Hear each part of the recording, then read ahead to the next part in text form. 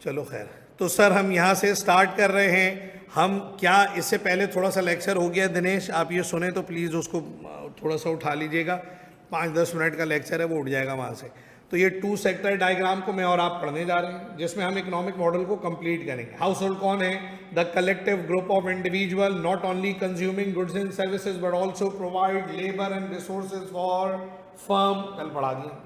House hold कौन है? Group of individual जो क्या कर रहे हैं, घर में रहते हुए हम क्या करते हैं सर? हम कंज्यूम करते हैं। हर एक सेकंड में हम कुछ ना कुछ कंज्यूम कर रहे हैं, वो चाहे गुड्स हों या सर्विसेज, ठीक है। और फिर सुबह उठकर अपने घरों से बाहर निकलते हैं, डिफरेंट इंस्टीट्यूशंस में जाते हैं और वहां जाके मजीद गुड्स एंड सर्विसेज को प्रोड्यूस करते हैं। तो हाउस होल्ड कौन है? Group of individual consuming goods and services, है ना, and provide resources for firm. भाई मैं सुबह उठा, निकला, इस इदारे को अपनी सर्विसेज दी, इससे पहले अभी दूसरे इदारे को दे के आ रहा हूँ, इसके बाद फिर तीसरे इदारे में जाके अपनी सर्विसेज दूंगा, ऐसा ही है ना। So and provide resources for firm. मैं टीचर हूँ, मुझसे मेरी सर्विसेज ले लें। कोई लैंडलॉर्ड है, उसने अपनी जगह दे दी, तो हम अपने रिसोर्सेज एक दूसरे से शेयर कर रहे हैं ताकि उसके अगेंस्ट में वैल्यू जनरेट कर सके, जिससे हमारी इकोनॉमिक लाइफ आगे चले। फर्म्स क्या है?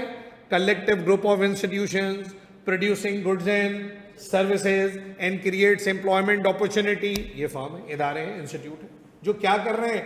गुड्स एंड सर्विसेज को प्रोड्यूस कर रहे हैं, हमारे रिसोर्सेज को एक्वायर करके, है ना, और एम्प्लॉयमेंट अपॉर्चुनिटी क्रिएट कर रहे हैं। अब हाउस होल्ड क्या करेगा? अपने घर से निकलेगा, कहाँ जाएगा?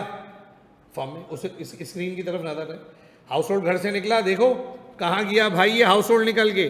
सर ये हाउस होल्ड यहाँ से निकला और मूव करके कहाँ जा रहा है? फर्म में जा रहा है। क्या करने जा रहा है? Labour and resources for firm. इसने क्या दे दिया फर्म को? लेबर और रिसोर्सेज इसने किसको दे दिए? फर्म को दे दिए। फर्म क्या करेगी? सर वो लेबर, वो रिसोर्स जो किसने दिया है? हाउस होल्ड ने दिया है। फर्म उन रिसोर्सेज को आपस में कंबाइन करेगी और प्रोड्यूस कर देगी क्या? Goods and services. ऐसे ही स्क्रीन पे देखो, नजर आ रहा है? स्क्रीन पे दिख रहा है कि भाई फर्म ने क्या किया? जो रिसोर्सेज मिले थे उन रिसोर्सेज को यूज करके क्या प्रोड्यूस कर दिया सर? उन रिसोर्सेज को यूज करके प्रोड्यूस कर दी या तो गुड्स या फिर सर्विसेज। किसके लिए सर? उसी हाउस होल्ड के लिए, उसी के लिए किया ना यार। के इलेक्ट्रिसिटी किसके लिए बना रहा है? Unilever, P&G, PSO, Toyota, Honda, Shell, है ना, ये वारेद, यूफोन, मोबिलिंग, सैमसंग, है ना। किसके लिए बना रहे हैं? बहुत सी चीजें मेरे और आपके लिए बना रहे हैं। तो हम क्या करेंगे अब सर? हम वो खरीदेंगे। हाँ, कैसे खरीदेंगे सर? भाई हमने जो रिसोर्सेज फर्म को दिया था, जिसे फर्म ने यूज किया, यूज करके प्रोड्यूस कर दिया गुड्स एंड सर्विसेज हमारे लिए, उसके बदले फर्म हमें कुछ नहीं देगी क्या? भाई जो आपके अब्बा सुबह ऑफिस जा रहे हैं, अपने बैंक जा रहे हैं, अपने क्लिनिक जा रहे हैं, डॉक्टर हैं, लॉयर है, टीचर हैं, अकाउंटेंट हैं, जो भी काम करते हैं अब्बा, सर्विस इंडस्ट्री से, मैन्युफैक्चरिंग में किसी फैक्ट्री में जॉब करते हैं, वहाँ के किसी प्रोडक्शन मैनेजर हैं, कुछ भी है, व्हाटएवर, मुझे नहीं पता, आपको ज़्यादा पता, ये अपना बिजनेस करते हैं। तो भाई हम जो इकोनॉमिक एक्टिविटी कर रहे हैं, एट द एंड हमें क्या मिलता है उससे? हमें मिलता है हमारा रिवॉर्ड। इसे कहते हैं फैक्टर पेमेंट। लिखा हुआ है बोर्ड पे, नजर आ रहा है? इसे कहते हैं फैक्टर पेमेंट। ये फैक्टर पेमेंट कौन पे करेगा? फर्म। किसे पे करेगी? हाउस होल्ड को। सुन रहे हो? क्या देगी? भाई देखो, किसी ने प्रोवाइड किया लैंड, किसी ने प्रोवाइड किया लेबर, किसी ने अपना पैसा दिया कंपनी को कि लो मेरे पैसे को इस्तेमाल करो और कारोबार करो, और किसी ने खुद अपनी कंपनी खोली, जिसे ओनर कहते हैं, एंटरप्रेन्योर कहते हैं, एंटरप्राइज कहते हैं। तो मैं जगह कम है तो एंटरप्राइज लिख देता हूं, इदारा, एंटरप्राइज। अब ये चारों फैक्टर किसने प्रोवाइड किए हैं? सर ये चारों फैक्टर हाउस होल्ड ने दिए कि लो भाई ये ले लो मुझसे और चीजें बनाओ। अब जिसने लैंड प्रोवाइड की वो मंथ के एंड में क्या मांगेगा बिजनेस से? लाओ भाई, जैसे ये जगह हमने रेंट पे ली हुई है, तो महीने के एंड में लैंडलॉर्ड बोलता होगा ना कि भाई पढ़ाओ नहीं पढ़ाओ मुझे उससे कोई मसला नहीं है, ज़्यादा बच्चे पढ़ाओ कम पढ़ाओ ये भी मेरा मसला नहीं है, मुझे तो महीने के एंड में रेंट दे दो भाई। और मैं एज अ लेबर में इदारे से क्या मांगूंगा? वेजेस और सैलरीज। कैपिटल पे क्या मिलेगा? इंटरेस्ट, उसका रिटर्न, रिवॉर्ड। और एंटरप्रेन्योर अपना क्या ले लेगा कारोबार से? प्रॉफिट। थोड़ा जगह कम हो गई लेकिन ये बोल भी रहा हूं मैं साथ साथ। रेंट, वेजेस, इंटरेस्ट और प्रॉफिट, ये सारे क्या है मेरे बेटा पता है? ये सारा का सारा क्या है? ये सारा का सारा रिवॉर्ड है। रिवॉर्ड, कंपनसेशन, उजरत, सेटलमेंट क्राइटेरिया जो मैं और आप यूज करते हैं कि भाई हमने रिसोर्स दिया बिजनेस को और बिजनेस ने उससे वैल्यू क्रिएट की और फिर उसका रिवॉर्ड हमें बांटा। देखो अब समझना जरा, ये जो फार्म्स है ना, ये फार्म करती क्या है? ये जो फार्म है जो प्रोडक्शन कर रही हैं, ये करती क्या है? ये बनाती हैं या तो गुड्स, जैसे मैंने अभी कहा थोड़ी देर पहले, या ये बनाती हैं मेरा बेटा क्या, अब अगर मैं आसान लफ्ज़ों में बोलूँ ना तो ये गुड्स या सर्विसेज बुनियादी तौर पे क्या है पता है? ये बुनियादी तौर पे एक वैल्यू है, पता है? वैल्यू, ये वैल्यू है। अब बिजनेस चाहे एक पिन बनाए या एक एरोप्लेन बनाए, वो एक वैल्यू है। वैल्यू क्या होती है सर? वैल्यू क्या होती है? मैच पढ़ के आ रहे हैं? बोलो। अबे क्या क्या हो गया? मैच पढ़ा है? वैल्यू क्या होती है सर? ये एक न्यूमेरिक इंटीजर होता है, 1, 2, 0, 0.1, 0.2, ये एक वैल्यू है। तो ये जो बिजनेस बना रहे हैं ना, चीज़ें बना रहे हैं, वो चाहे नज़र आए या ना आए, क्योंकि वो गुड्स भी हो सकती हैं और सर्विसेज भी हो सकती हैं। भाई जिसने फर्नीचर बनाया नज़र आ रहा है, लेकिन मैं जो पढ़ा रहा हूँ वो नज़र आ रहा है, मैं जो समझा रहा हूँ वो नज़र आ रहा है, ये तो इंटेंजिबल है। हाँ मैं कोई नोट्स दूंगा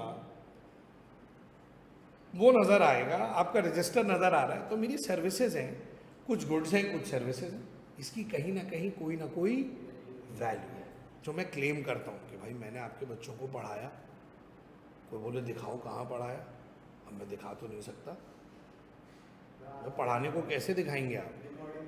वो तो ये तो वो तो एक लेक्चर रिकॉर्ड हुआ ना। अब वो अभी तो मैं नज़र आ रहा हूँ, वो स्क्रीन से मुझे हटा दे तो मेरी आवाज़ है, बोलो सर ये तो आवाज़ आपकी है। भाई आवाज़ तो फैब्रिकेट हो सकती है। अभी एक सॉफ्टवेयर लगाऊंगा, मेरी आवाज़ लड़की जैसी आने लगेगी, चेंज हो जाएगी 1 मिनट में। तो भाई मैं अपनी सर्विसेज दे रहा हूँ आपको यार, रोज़ आ रहा हूँ, टाइम पे आ रहा हूँ, बच्चे पढ़ रहे हैं, पूछिए आप इनसे, ऐसे ही है ना। तो सर हर एक चीज़ जो इंसान बना रहे हैं ना, उसकी कोई ना कोई वैल्यू है। इंसान कोई ऐसी चीज़ दुनिया में नहीं बना रहा जो यूजलेस हो और उसकी वैल्यू ना हो। आप देखें, कोई बताएं इंसान ने कोई ऐसी, हाँ सर मैं ये खरीदता नहीं हूं, मुझे ये पसंद नहीं है, वो तुम्हारा मसला, लेकिन लोग तो खरीदते हैं। मेरे लिए ज़रूरी नहीं है। अब ब्लड प्रेशर की दवाई है, तुम लोगों के किस काम की? तो इसका मतलब थोड़ी ना कि उसकी कोई वैल्यू नहीं है, पर तुम्हारे लिए यूजफुल नहीं है, वैल्यू तो है उसकी। तो जो चीज़ इंसान ने बनाई ना उसकी वैल्यू है, क्योंकि उसको प्रोसेस से गुजारा गया और फिर उसको वैल्यू में कन्वर्ट किया गया। समझ रहे मेरी बात मैं क्या कह रहा हूँ? और अगर उसकी वैल्यू है तो जिन लोगों ने बनाया है वो वैल्यू उनमें बंटनी चाहिए। हाँ, ये रिवॉर्ड डिस्ट्रीब्यूशन में कहने जाएंगे कि भाई हम सारे मिलकर इस फार्म में क्या कर रहे हैं, हम सारे लोग, सारे रिसोर्सेज मिलकर इस जगह पर क्या कर रहे हैं, गुड्स एंड सर्विसेज बना रहे हैं, और इन गुड्स एंड सर्विसेज की कोई वैल्यू है वो मिलेगी। तो रिवॉर्ड डिस्ट्रीब्यूशन हो गया, फर्म ने गुड्स एंड सर्विसेज को प्रोड्यूस किया है ना, और रिवॉर्ड डिस्ट्रीब्यूट कर दिया, रेंट, वेजेस, इंटरेस्ट और प्रॉफिट। अब बताओ, जब मैं और आप अपना शेयर ले आते हैं, अपना हिस्सा लेकर घर आ जाते हैं, जैसे अब्बा घर लेकर आ जाते हैं अपना हिस्सा, मन के एन में नहीं लाते, किसी के घर में अम्मा लाती होंगी, किसी के घर में अब्बा अम्मा मिलकर लाते होंगे, किसी के भाई होगा, बहन होंगी, ऐसा होता है ना, हर घर का इकोनॉमिक मॉडल अलग है। भाई किसी में अब्बा रिटायर हो गए, अब भाई जॉब कर रहा है, सर मेरा बड़ा भाई चार्टर्ड अकाउंटेंट है या बैंक में है या मैनेजर है या इंजीनियर है या डॉक्टर है, व्हाटएवर है, लॉयर है, मेरा भाई प्रैक्टिस करता है, सर वो हमारी फैमिली ऐसे चलती। अब्बा की पेंशन भी आती है सर, सर मेरे अम्मी अब्बू दोनों जॉब करते हैं सर, मेरे अब्बू का बिजनेस है, मैं पढ़ाता हूँ, मेरे भाई का भी बिजनेस है, ऐसे है। तो ये क्या है, मेरे घर का इकोनॉमिक मॉडल है। अब सर नहीं, मेरे अब्बू रिटायर हो गए, लेकिन अल्लाह का शुक्र है हमारे 2-3 घर हैं, तो अब्बा को रेंट आता है, उससे हमारा गुजारा होता है, सही है। सर मेरे अब्बा ने स्टॉक एक्सचेंज में इन्वेस्टमेंट की हुई है। सर वो मेरे अब्बू जॉब भी करते हैं और अपने दोस्त के साथ ना कारोबार में पैसा भी लगाया है, सही है। सारे मॉडल सही है हमारे इर्द गिर्द। तो हम मंथ के एंड में जो हमने सब कुछ किया उसके बदले में हम क्या करते हैं, रिवॉर्ड मांगते हैं, और उस रिवॉर्ड से करते क्या है, sir we are now make payment for goods and, वो पैसा जो हमें कहाँ से मिला था, वो डॉलर जो हमें कहाँ से मिले थे, फर्म से, वही डॉलर हमने फर्म को क्या कर दिया, वापस कर दिया। ये सिस्टम चल रहा है भाई। रिवॉर्ड दिया ना, मिसाल के तौर पे फर्म ने हमें डिस्ट्रीब्यूट किया रिवॉर्ड ₹100 बिलियन, ये पैसा आ गया हाउस होल्ड के पास। हाउस होल्ड ने उस 100 बिलियन से क्या कर दी, पेमेंट फॉर गुड्स एंड, भाई ऐसे ही हो गया ना, that is called circular flow, cycle complete. हाँ हाँ ना, इदारे ही तो दे रहे। कौन दे रहा है तुम्हें, कौन सा इदारा? अबे जहां से तू जॉब कर रहा है वहां से तो पैसे मिल गए, तो कोई दूसरे इदारे से जाके तूने वो पैसे वापस कर देना। क्या करते हो, एक इदारे से कमाते हो और कई सारे इदारों को बांट देते हो पैसे, और तुम जिनको बांटते हो वो पैसे वो घर लेके जाते हैं, वो आगे बांट देते हैं। यही तो चल रहा है सर्कुलर फ्लो में, यही तो निज़ाम है भाई। मैं अपने घर से निकला 50,000 रुपये लेके, Imtiaz super store, Bin Hashim, whatever, Aghaz, Naheed, वहाँ गया, 50,000 लौटा दिए, ग्रॉसरी खरीदी, पूरे पैसे गए। 20,000 का बिजली का बिल दिया, 1,500 रुपये का गैस का बिल दिया, ख़त्म पैसे। 5,000 का पेट्रोल डाला, 10,000 का पेट्रोल डाला, बच्चों की ट्यूशन फी भरी, बढ़ गए पैसे। 1, 2, 3 जगहों से कमाया और कई सारी जगहों पे क्या कर दिया, खर्च करा, कंपनसेट हो गया पैसा, सर्कुलर फ्लो कंप्लीट।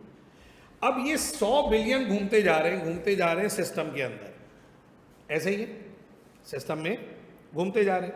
ये हमारा 2 सेक्टर का इकोनॉमिक मॉडल हो गया, जिसके अंदर इस इकोनॉमिक मॉडल का जो वॉल्यूम है, जो हजम है, जो इसका फाइनेंशियल इम्पैक्ट है, वो कितने का है भाई, वो 100 बिलियन का है।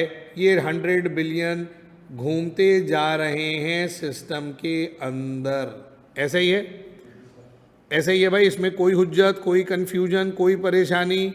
ये 100 बिलियन रिवॉर्ड डिस्ट्रीब्यूट हो रहा है और यही 100 बिलियन वापस मिल रहे हैं किसको, ये रुपीज़ का साइन है, capital R small s, rupees के लिए लिखते हैं ना, हमारी करेंसी रुपीज़ में मेजर होती है ना भाई, कोई मुश्किल बात तो नहीं है।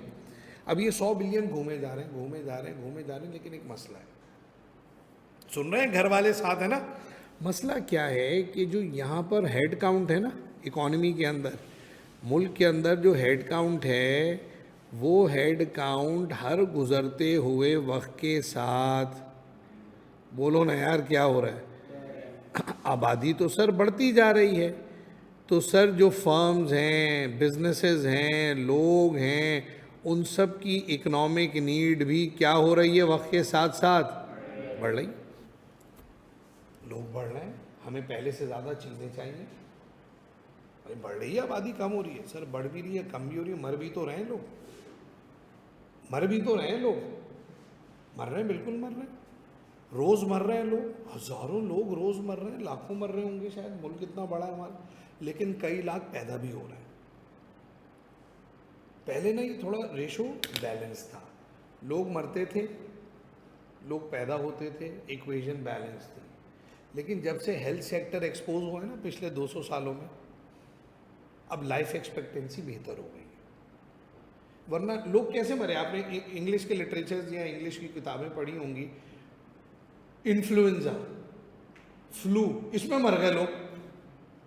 अभी कोविड आके गुजर गया, नहीं मरे, हम तो बिल्कुल ही, अल्लाह का शुक्र हमारे मुल्क में तो बहुत ही कम हालात गड़बड़ हुए, कुछ मुल्कों में इटली में बहुत ज़्यादा हुए, चाइना में हुए, लेकिन हमारे मुल्क में इतना नहीं, हमें कुछ भी नहीं हुआ। हम तो एक ही वो कोविड वाला मास्क घूमते थे लगा के, वो भी नाक पे नहीं लगाते थे, यहाँ लगाए, नाक खुली होती थी, और एक ही मास्क होता था, वो डाइनिंग टेबल पे रखा, वो अब्बू भी पहन के जा रहे हैं, बेटा भी पहन के जा रहा है, बाहर घूम के आ रहा है। अबे भाई क्या चल रहा है, गले मिलने, ईद आई गले मिले आ रहे हैं। अबे कोविड है, अबे कुछ नहीं होता, आ जाओ। और कुछ हुआ भी नहीं, हमें गुजर गया वक्त। वरना तो बाहर मुल्कों में तो बड़ी डेड टोल था, बड़े लोग मरे, हम तो नहीं मरे अल्हम्दुलिल्लाह, हमारे यहाँ कम मरे। लोग गए, कुछ लोगों का जिनकी जो बीमार थे, कमज़ोर थे, उनकी डेथ भी हुई। हमें भी हुआ था कोविड, सही हो गया। रोज़े से था मुझे जब मेरा कोविड का टेस्ट हुआ, सही हो गया, रोज़ा पूरा किया मैंने। अगले जब तक पता नहीं था सही था, जब पता चला यार अब मैं तो बीमार हूँ, तो भाई फिर मुझे वो थोड़ा सा होने लगा ज़्यादा महसूस, तो मैंने फिर छोड़ा। फिर घर में गया, एक कमरे में बंद हो गया, वो बात गुजर गया वक्त। तो अम्मा की मेरी डेथ हुई थी, अल्लाह अम्मा की मगफिरत करे, अम्मा की कब्र को नूर से भर दें। कोविड की वजह से अम्मा की डेथ हुई, लेकिन ऐसे कोई हमारे यहाँ कोई बहुत ज़्यादा डेथ टोल नहीं हुआ। हमारा तो बड़ा नुकसान हो गया, हमारी माँ चली गई दुनिया से, लेकिन वैसे कोई ऐसा नहीं हुआ जैसे इंडिया में बड़ा हुआ और इटली के अंदर, चाइना में, तो बड़े मसाइल थे, बड़े तो लोग बड़ो। लेकिन हम जितनी लापरवाही हमारी नेशन ने की, अल्लाह का शुक्र है हमारे मुल्क में कम था वो मामला, गड़बड़ नहीं हुई थी। तो हुआ क्या है, हेल्थ एक्सपेक्टेंसी इम्प्रोवाइज हुई, हेल्थ केयर बेहतर हुआ है। बेचारे बड़े अच्छे आदमी थे, चलते फिरते चले गए। ये मुहावरा आपने सुना होगा, मैं ऐसे कोई नहीं जाता। हाँ, कोई अल्लाह ने दुनिया से जाने का सबब रखा। हार्ट फेल हो गया, नर्वस सिस्टम गया, कुछ तो गया। पहले लोग मर जाते थे, पता ही नहीं चलता था, पता ही नहीं, क्यों टेक्नोलॉजी नहीं थी ना। आज लोग मरते हैं तो पता चल जाता है। तो लाइफ एक्सपेक्टेंसी बेहतर हो गई है, तो आबादी बढ़ रही है, कम हो रही है, लेकिन उसके मुकाबले में रेशो उसका कम है। तो मरने वाले कम हो गए, पैदा होने वाले ज़्यादा हो गए। अच्छा, दुनिया को ज़रूरत भी है लोगों की, क्यों है ज़रूरत? बड़ी फौज, ताकत है भाई आज आपकी। फिर लोग, पॉपुलेशन आपके लिए लेबर फोर्स देती है आपको, इतनी कमर्शियल। फिर बड़े बड़े बिजनेसेस चलते किस पे हैं? बड़ी बड़ी आबादियों पे। अब मैं तुम्हें एक मिसाल दूं। एक देखो, इकोनॉमिक सिनेरियो, कन्फेक्शनरी समझते हो, टॉफ़ी, चॉकलेट्स और ये स्नैक्स और ये सारी चीज़ें। यूरोप अमेरिका में, यूरोप के अंदर ये ख़त्म होती जा रही है इंडस्ट्री। क्यों? उन्होंने पॉपुलेशन कर ली है कंट्रोल। ये कौन खाता है? डेयरी मिल्क कौन खाता है? दरमियानी एज के लोग खाते हैं। बड़े कभी शॉप में खा लेंगे, एक दो खा लेंगे। कभी आपने देखा आपके अब्बा खड़े हुए कहीं बाहर पान के केबिन पे लेस के चिप्स और माउंटेन ड्यू पी रहे हो, या डेयरी मिल्क की पूरी चॉकलेट किसी दुकान के कोने पर? हालांकि खाएं तो कोई बुरी बात तो नहीं है ना, अब्बा का भी दिल चाह रहा है तो खा लिया खड़े होकर, कहीं तो बुरी बात तो नहीं है। लेकिन आप कहीं अभी यहाँ से पढ़ते हुए जा रही हो और आपको आपके अब्बा खड़े हुए मिले, डेयरी मिल्क खा रहे हो अकेले अकेले, और लेकिन घर आओ तो घर जाते ही तुम बम फाड़ोगे साले, अबे अब्बू खड़े थे तो वहाँ डेयरी मिल्क खा रहे थे। अम्मा बोलेंगे हैं हमें तो लाके नहीं खिलाई कभी, अभी आने दो तुम्हारे अब्बा को मैं बताती हूँ। ऐसे ही है ना। तो वही यूरोप अमेरिका के अंदर ये इंडस्ट्री अब नहीं चल पा रही, पैम्पर्स नहीं बिक रहे। कहाँ बिकेंगे पैम्पर? भाई जहाँ बच्चे होंगे, और बच्चे कहाँ हैं? एशिया में। खाली दुनिया तो जिधर एशिया वो यूं झुक गई है। चाइना, इंडिया, बांग्लादेश, पाकिस्तान, दुनिया की बड़ी, इंडोनेशिया, आधी आबादी तो दुनिया की यहाँ रहती है, अल्लाह माफ करे। पिछले 100-150 सालों में दुनिया की आबादी डबल से ज़्यादा हो गई है। 19वीं सेंचुरी से पहले दुनिया की आबादी 3 अरब थी, आज 7.5 अरब से ज़्यादा है, 8 अरब के करीब पहुंच गई है। सिर्फ 100 सालों के अंदर दुनिया की आबादी डबल हो गई। तो उसके पीछे कई रीज़न है। तो जब भाई से लोग बढ़ रहे हैं, तो अब मैं अगर वो 100 बिलियन ही घुमाता रहूँ तो फिर क्या होगा? बोलो ना क्या होगा? नहीं हो पाएगा गुजारा, नहीं हो पाएगा। इसका मतलब ये है कि हमें सिस्टम में, इकोनॉमिक सिस्टम में क्या लेकर आनी पड़ेगी? हमें सिस्टम में लानी पड़ेगी ग्रोथ। क्या लाना पड़ेगा? अब ये ग्रोथ क्या चीज़ है बॉस? ग्रोथ क्या चीज़ है? ग्रोथ एक अंग्रेजी का वर्ड है जो इजाफे को रिप्रेजेंट करता है। लेकिन जब मैं यहाँ ग्रोथ की बात करूँगा तो यहाँ ग्रोथ से मुराद जो है ना, यहाँ जो ग्रोथ है वहाँ ग्रोथ से मुराद इकोनॉमिक ग्रोथ है। क्या मतलब सर इकोनॉमिक ग्रोथ? यहाँ जो इकोनॉमिक्स में ग्रोथ का मतलब है उसका क्या है सिनेरियो? प्रोडक्शन। पैदावार, प्रोडक्शन, किसकी? Production of more goods and services, पहले से ज़्यादा आउटपुट, पहले से ज़्यादा प्रोडक्शन, पहले से ज़्यादा एम्प्लॉयमेंट, ताकि बढ़ती हुई आबादी की रिक्वायरमेंट को पूरा किया जा सके। हमारे मुल्क की ग्रोथ कम है या ज़्यादा है? सर कम है। हमारा मुल्क उतनी जॉब्स क्रिएट नहीं कर पा रहा जितनी उसे करनी, इसलिए मुल्क में बेरोज़गारी है। हमारा मुल्क जितना प्रोडक्शन करना चाहिए उतना आउटपुट प्रोड्यूस नहीं कर पा रहा है, इसलिए हमें बाहर से चीज़ें खरीदनी पड़ती हैं। हमारी इंपोर्ट ज़्यादा, एक्सपोर्ट्स कम है। ऐसे ही है ना? तो अब हमें सिस्टम में चाहिए ग्रोथ। जैसे आप जब छोटे थे कितने प्यारे लगते होगे तुम। अभी अगर कोई तुम्हें बोले कि तुम बड़े प्यारे लग रहे हो अम्मी अब्बू के अलावा, तो तुम चिढ़ जाओगे, बोलेगा अभी क्या प्यारा लग रहा हूँ, पागल हो गया, मैं जेंटलमैन आदमी हूँ, प्यारा लग रहा हूँ। नहीं है ना, बुरा लगेगा ना। लेकिन बचपन में आप प्यारे लगते थे भाई। लेकिन जब आप बचपन में छोटे थे, आप, मैं, हम सारे छोटे थे ना, कितने प्यारे लगते थे। लोग हमसे खेलते थे, हम रोते थे तो वो भी रोते थे, परेशान होते थे, हम खुश होते थे तो वो भी खुश होते थे। अगर आप उतने ही छोटे रहते तो क्या होता? भाई क्या है, प्यारा तो बहुत है लेकिन बढ़ता क्यों नहीं है ये? ऐसे ही है ना, मैं गलत तो नहीं कह रहा हूँ। तो वी नीड ग्रोथ। वो चाहे हमारा फिजिकल स्ट्रक्चर हो, एबनॉर्मल भी नहीं होनी चाहिए, हमारी इकोनॉमिक लाइफ हो, हमारी फैमिली लाइफ हो। हमें भाई बड़ा हो गया, अम्मा का ख्वाब होता ना माँ बाप का कि मेरा बेटा बड़ा हो गया, मेरी बेटी बड़ी हो गई, पढ़ लिया, अच्छा डॉक्टर है, इंजीनियर है, चार्टर्ड अकाउंटेंट है, भाई अब शादी करो भाई इसकी। So expansion, we need growth. Business क्या चाहता है? जितने बच्चे पहले पढ़ा रहा था उतने ही पढ़ाते रहो। अबे बोलो ना यार, क्या चाहता है बिजनेस? यार बच्चे ज़्यादा हों हमारे पास, क्लासरूम्स बड़े, जगह कम पढ़ने लगे, हम इससे बड़े कैंपस में जाएं और खोलें, एक नहीं 2 कैंपस 3 कैंपस, भाई एक्सपेंशन लाओ सिस्टम के अंदर। तो ग्रोथ चाहिए। So what growth is all about? Growth means production of more goods and services than before.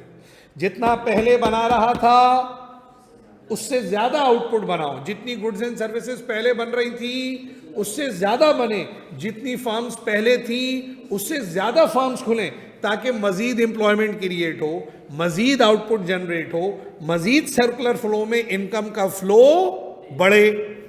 ऐसे ही है ना?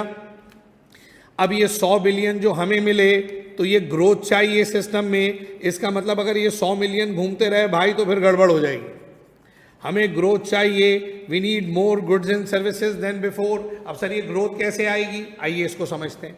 देखो, जब ये सिस्टम में 100 बिलियन गए ना, तो क्या ये 100 बिलियन पूरे खर्च होते हैं? नहीं। अगर मैं एक फैमिली की इनकम को लिखूं तो फैमिली की इनकम पता है किसके बराबर होती है? कंजम्पशन, खर्च जो हम करते हैं। और कोई बोलेगा मुझे इसके बाद का हिस्सा क्या करते हो, तुम्हारी फैमिली क्या कर? हाँ सर, पहले सेविंग होती है, पहले सेविंग होती है। भाई अगर आपके अब्बा को 100 रुपये मिले, 100 में से अब्बा ने 80 रुपये खर्च किए, 20 रुपये अब्बा ने बचा लिए for good time, for bad time. इसीलिए सब फैमिली के।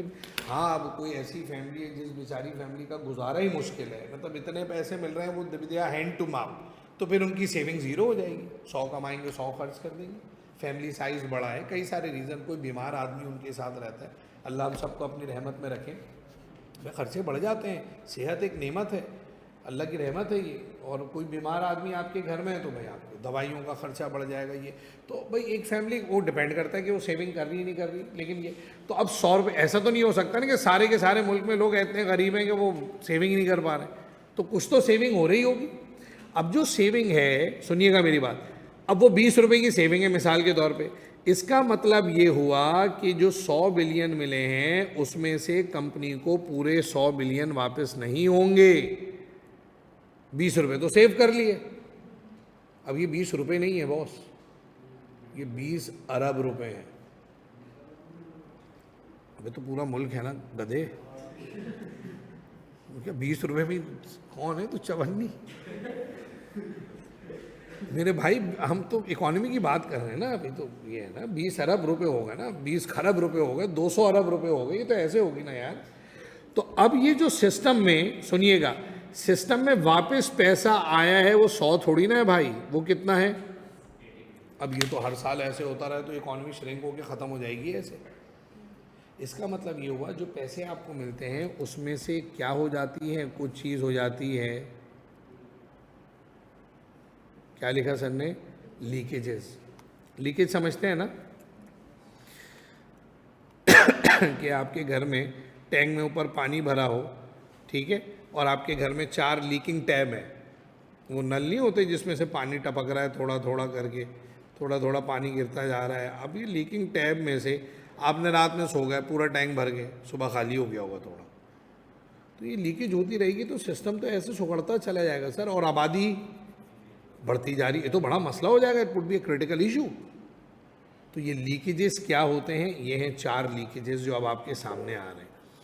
100 बिलियन मिले, पूरे वापस नहीं आएंगे, क्यों, कहाँ जाएंगे सर, कुछ पैसा कहाँ चला जाएगा, सेविंग्स, कुछ पैसा आप गवर्नमेंट को क्या पे कर देंगे, टैक्सेस, और कुछ चीज़ें जो हमारे मुल्क में प्रोड्यूस नहीं होती वो बाहर से मंगवाओगे तो पैसे भरोगे नहीं भरोगे। तो भाई आपने जो चीज़ें बाहर से फ़ोन मंगवाया, कपड़े मंगवाए, मेडिसिन मंगवाई, मेडिकल इक्विपमेंट मंगवाया, पेट्रोल मंगवाया, हैवी मशीनरी मंगवाई, ये हमारे मुल्क की चीज़ें नहीं है भाई, हम इंपोर्ट करते हैं, तो वो फ्री में थोड़ी ना देते हमें, वो हमें उनको पैसे देना पड़ते हैं। तो ये सिस्टम से तो गया पैसा।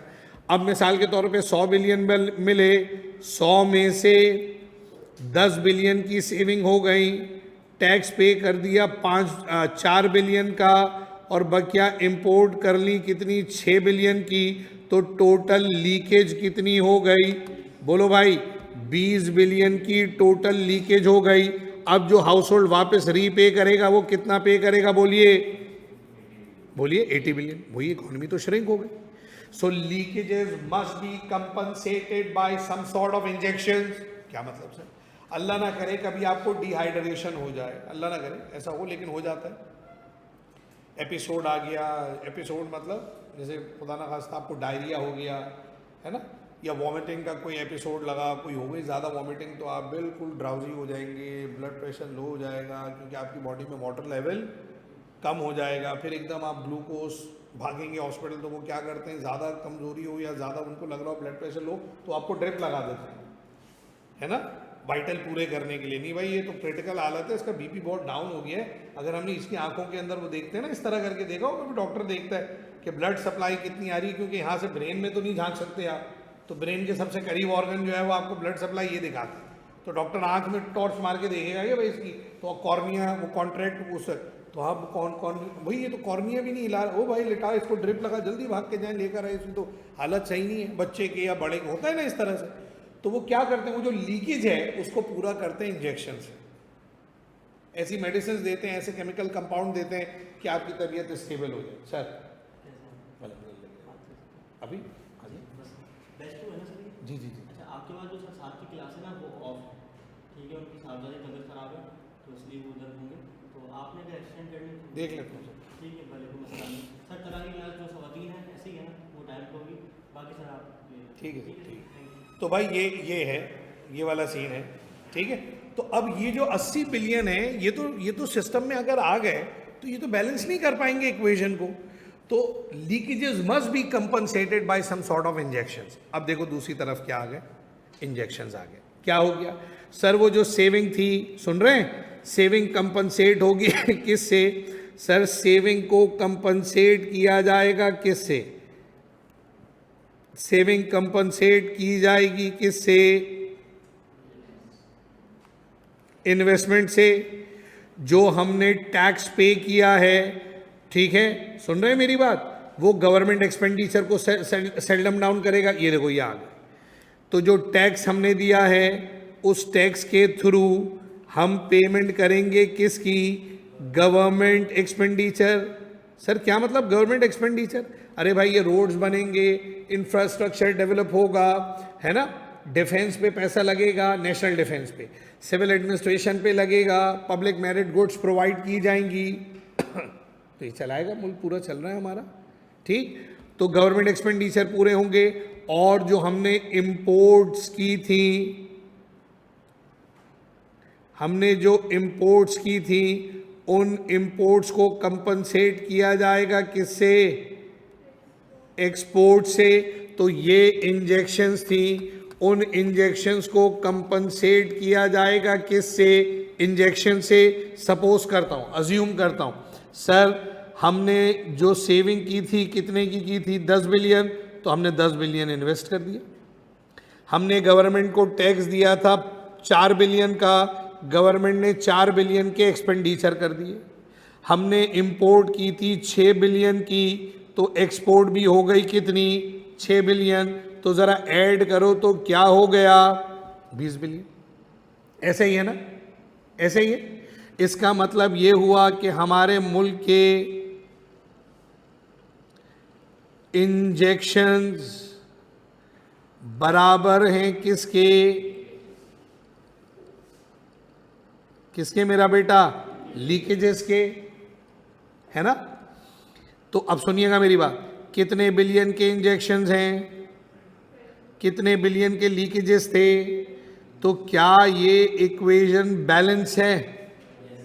इसे इकोनॉमिक्स में कहते हैं इक्विलिब्रियम, तवाज़ुन।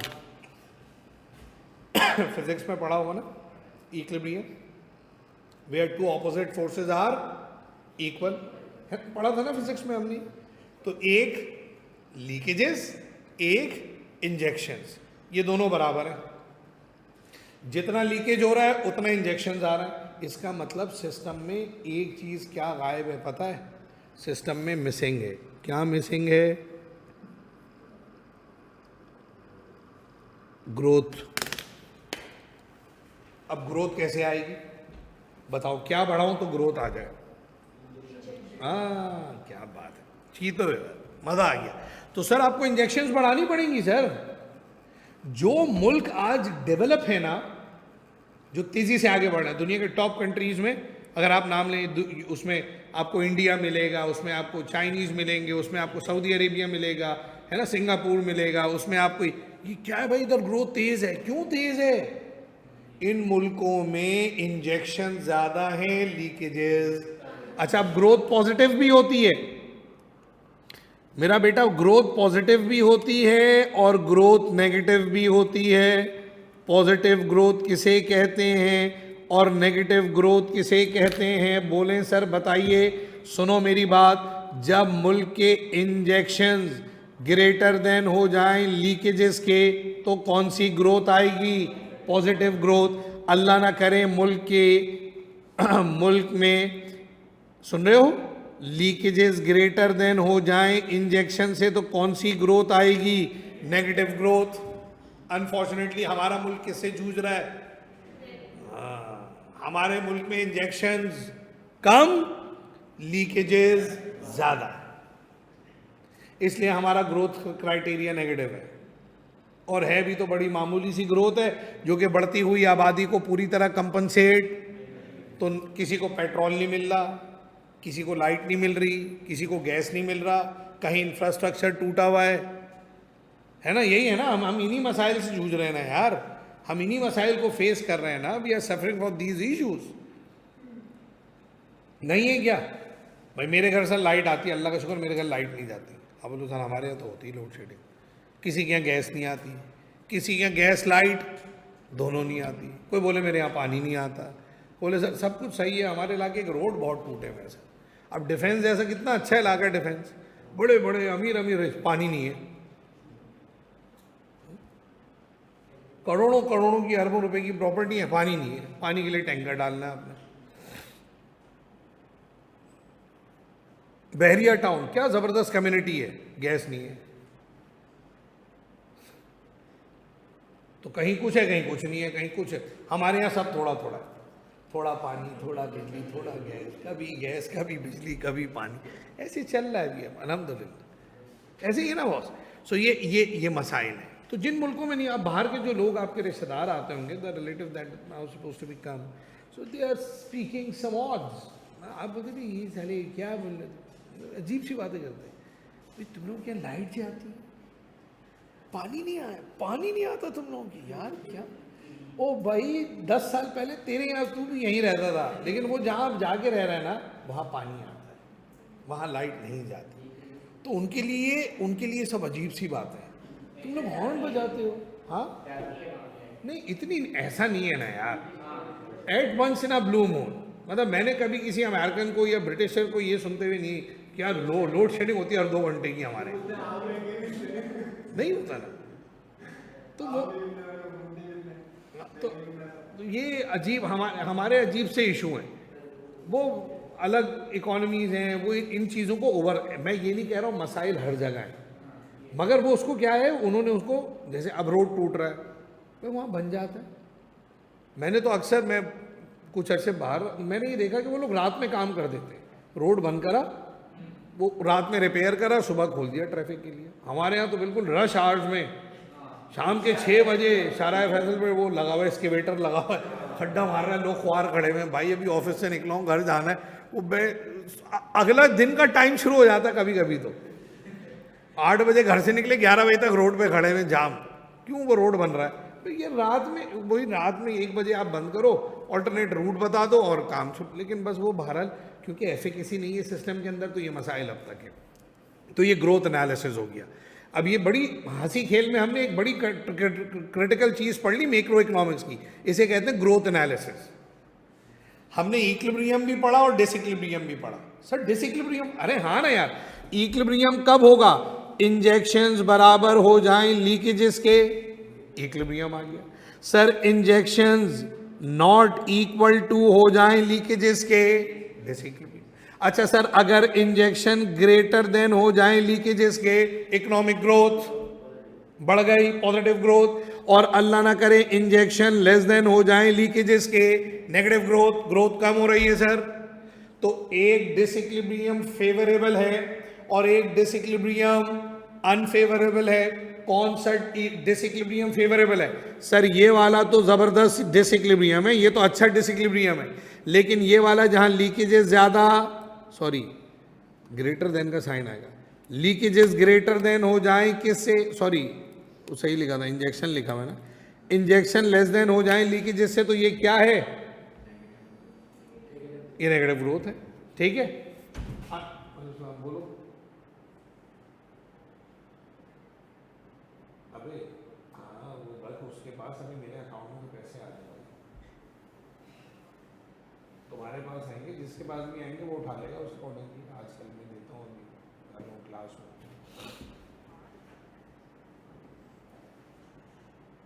तो आज ही अभी तो बोला है सुबह। हाँ तो उठवाएंगे, जैसे आ रहे भी करते हैं ना भाई।